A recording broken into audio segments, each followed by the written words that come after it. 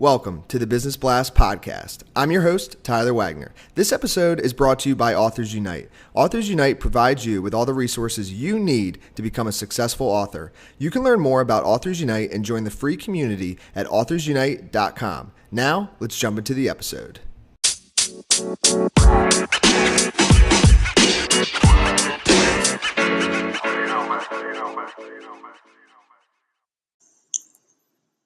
All right, everyone. Welcome back to another episode of the Business Blast podcast. I'm your host, Tyler Wagner. Today I have Rebecca Cox with us. She is a special events administrator for a national nonprofit organization. So welcome to the show, Rebecca. Thank you so much, Tyler. I'm so glad to be here. Of course. We're glad to have you on. We'll dive into the first question. The first one I have for you, Rebecca, is what is the best story from your life that has an underlying valuable message? So I was a military kid growing up. We moved around a good bit during my childhood. I went from the South, from Georgia, South Carolina to Washington State, back down to the South and North Carolina and Georgia. And most people would say that was, hard as a kid. I'm sure that was, so difficult. However, I learned how to adjust to different environments, which I think is a really neat tool to have in my back pocket. Moving place to place, picking up on different cultures, religions, family dynamics, accents, just everyone's differences. I had two friends in my neighborhood in Washington, and both houses were completely different cultures. So what even from as little as taking my shoes off at one house and not having to at the other, how cool was that as a kid to learn about people's differences? And I just don't think we can see that here in the South, especially, not as much. You're usually in a neighborhood with people like you most of the time. But I got to experience this whole other part of the country. And little did I know that was shaping my love for anthropology and communications. Today, I look at people with an interest in their story and finding out where they come from, what is their culture like, and more importantly, how can I communicate with you to the best of my ability? I love it. Thank you for sharing that story with us. The next one I have for you, Rebecca, is what is the most valuable piece of information we should know that is within your expertise or industry? Yeah. So again, my undergrad is in communication studies, and I just don't think I realized how much I would use that in the real world. I don't think any of us really do think we're going to use our undergrad, but I have just learned in sales, especially, communication is key. How you approach that person you're speaking with. In my case, I worked for this car rental company when I first graduated. And so I would get the grumpy guy that just got off an awful plane and he just wanted to get out of there. And I had to learn how to speak to him correctly and hopefully turn his day around.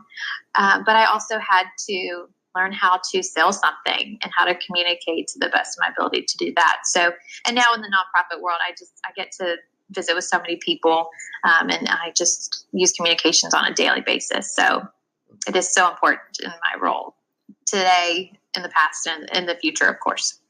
And what is your best piece of overall business advice, so not necessarily industry specific? Yeah, so I would say go big. I know that's probably pretty repetitive.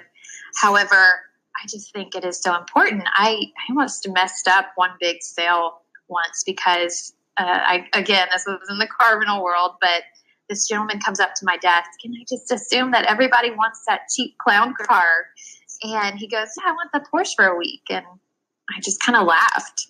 And luckily he was very kind and he ended up getting that Porsche and he ended up getting all the bonuses and, the coverages and whatever. But from then on out, I told myself, go big. Don't ever judge a book by its cover. You could have just lost that, So that is a big part of what I do now as well. I ask for donations for our events. And so instead of asking for a, small auction item, I just go big.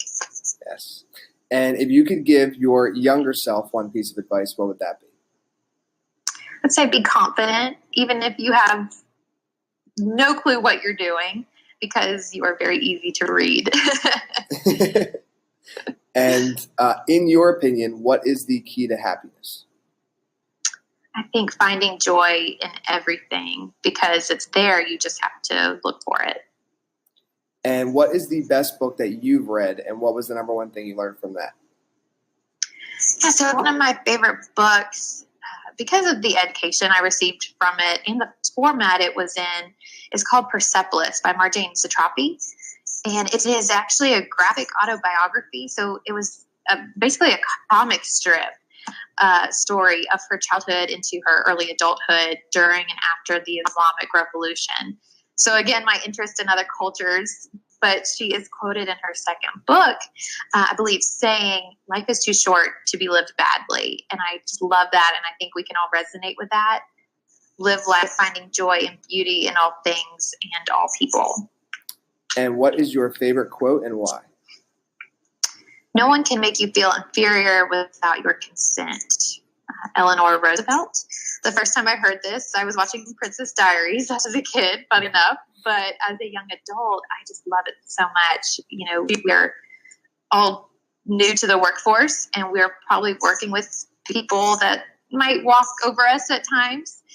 But no one can make us feel less of ourselves unless we allow them to. Yes, I love it. Thank you so much for coming on. The last question I have for you before we let you go is, where's the best place for people to find you online? Yeah, you can find me on Instagram. I am at Becca Bolcox. Perfect. Thanks again. We appreciate it. Thank you so much. The podcast you just heard was published with Anchor. Got something you want to say to the creator of this show? Send them a voice message using the Anchor app, free for iOS and Android.